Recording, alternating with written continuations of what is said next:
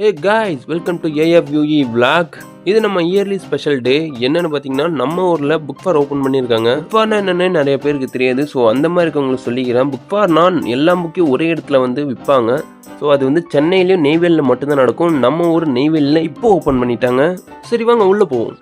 உள்ளே வந்த உடனே லெஃப்ட் சைடு பார்த்தீங்கன்னா இங்கே தான் புக்கெலாம் விற்பாங்க. ஸோ எல்லா புக்குமே இங்கே தான் சேல்ஸ் பண்ணுவாங்க.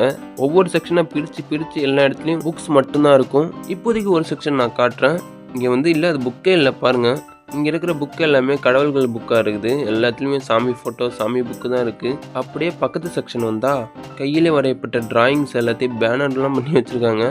அப்புறம் கையில் செய்யப்பட்ட சிலைகள், நிறைய விஷயம்லாம் இங்கே இருக்குது. இப்போ ரொம்ப முக்கியமான ஒரு புக்கு காட்ட போகிறேன். அயன்மேன் புக்கு இருக்குது. Joseph Vijay CM sir book இருக்குது. அது இது பேர் தெரியல. சில முக்கியமானவங்க புக்கெலாம் இருக்குது, சிலது தேவையில்லாதது. எங்கள் வடலூர் மக்களுக்கு கடவுளாக இருக்கிற வள்ளலார் புக்கும் இருக்குது. அது மட்டும் இல்லாமல் பல வரலாறு படைத்தவங்களோட புக்கும் இருக்குது.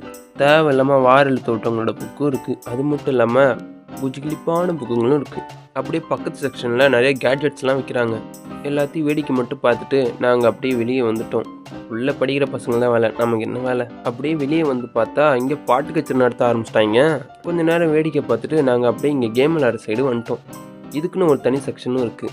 இங்கே வந்து பார்த்திங்கன்னா வித்தியாசமான சயின்ஸ் சம்மந்தப்பட்டபடியான கேம்லாம் இங்கே நிறையா இருக்கும். நாமளும் ஒவ்வொரு கேமாக பார்த்துட்டு அப்படி என்ன தான் பண்ணுறாங்கன்னு தெரிஞ்சுக்கலான்னு தெரிஞ்சுக்கிட்டு நாங்களும் கிளம்பிட்டோம். வழக்கம் போல் குழந்தைங்க விளையாடுறதுக்கான ஒரு இடமும் இங்கே இருக்குது. வந்ததுக்கு ஒரு ஐஸ்கிரீமை சாப்பிடுமேன்னு சாப்பிட்டுட்டு பாட்டு கச்சேரியாக பார்த்துக்கிட்டு நின்றுக்கிட்டே இருந்தோம் ஒரு 1/2 மணி நேரம். சரி கிளம்பலான்னு வெளியே போகும்போது நம்ம டைனோசர் பயலுக்கு இருந்தாலும் ஒரு ஆயை போட்டு கிளம்பணும்.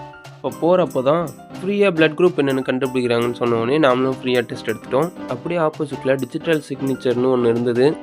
அங்கே போய் பார்த்துட்டு எல்லாருமே அவங்கவுங்க பேரை போட்டிருந்தாங்க. சரி நாமளும் பண்ணுவோம்னு நம்மளோட பேரை போட்டு நம்ம சைனை போட்டு அப்படியே என்ட்ரி கொடுத்தேன். நம்ம நேம் வந்துடுச்சு. அப்படியே பக்கத்தில் ஜெரி நின்றுருந்தான். ஜெரிக்கிட்ட போய்ட்டு ஒரு ஆயை சொல்லிட்டு ஜெரியை பார்த்து பேசிட்டு கிளம்பிட்டோம். போகிறப்போ நான் கேப்சர் பண்ண வீடியோ இது.